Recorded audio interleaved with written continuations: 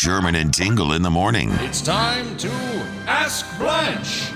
Yeah, this is where Blanche Horowitz from our collections department pops in and answers your questions that you've sent in. And Blanche is here with your brand new hairdo. You look fantastic this morning. Thank you very much. I love it. Wonderful hair. Does it make me look sexy? You look very nice this morning. Oh, thank you.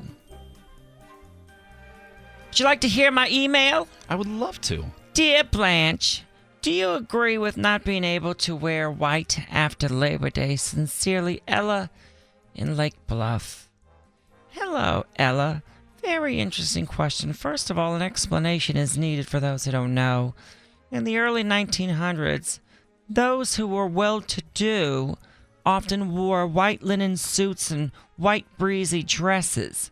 Wearing white after Labor Day meant you were someone who had money, and wearing your whites beyond Labor Day was just, well, showing off. But I gotta say, I love wearing white.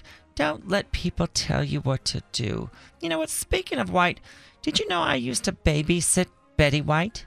Betty White from the Golden Girls? I did. I basically raised her right here in Oak Park when I was 13 years old. And then funny thing, later in life, we actually became really great friends. We was with each other always, all the time, like the Thelma and the Louise.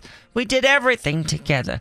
Vacations, fancy dinners. Hell, we even shared men sometimes. You know, we went on a date with Johnny Carson. You and Betty White went on a date with Johnny? Yes, and I lost my dentures during a kiss with him. He swallowed them, choked on them, and Betty had to retrieve them from his throat like pulling a piece of ice from a Tom Collins glass. Jeez. Very furious. Wow, I had no idea you had that kind of history with Betty White. Anyway, we had such a great time together. And then on the day she passed, I was right next to her. And I grabbed her hand, and she grabbed my hand, and she looked at me, and she said, Blanche, I don't want you to be sad. That is why I want to give you a piece of me so that you'll never forget me. And I said, Betty, what do you mean, a piece of you? Then right then and there, she passed away before answering. It was a very sad moment for me. Then a week later, UPS shows up my house with a huge box. And I open it up, and there was a leather handbag in there, leather pants, and a beautiful white wig, along with a note from Betty that said, Dear Blanche, if you are receiving this, it means I have passed. My friend Liz is the CEO of Lane Bryant, and I had her promise me to make these garments for you to enjoy. Oh, that was very nice. I love you, Betty. All from Betty White. Yes, and then at the bottom it said, P.S. This stuff was all made from my skin. Wait a minute. So now I got a pair of Betty leather pants. I have a Betty belly bag made from her stomach region. And then you complimented me on my hair earlier.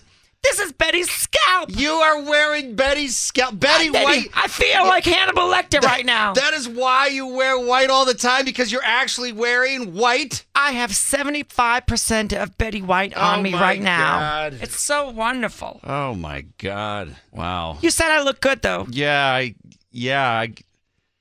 I guess so. You look fantastic, Blanche. Thank you very much. All right, thank you. Call me Buffalo Blanche. Thank you, Buffalo Blanche. You're welcome. Have a wonderful day.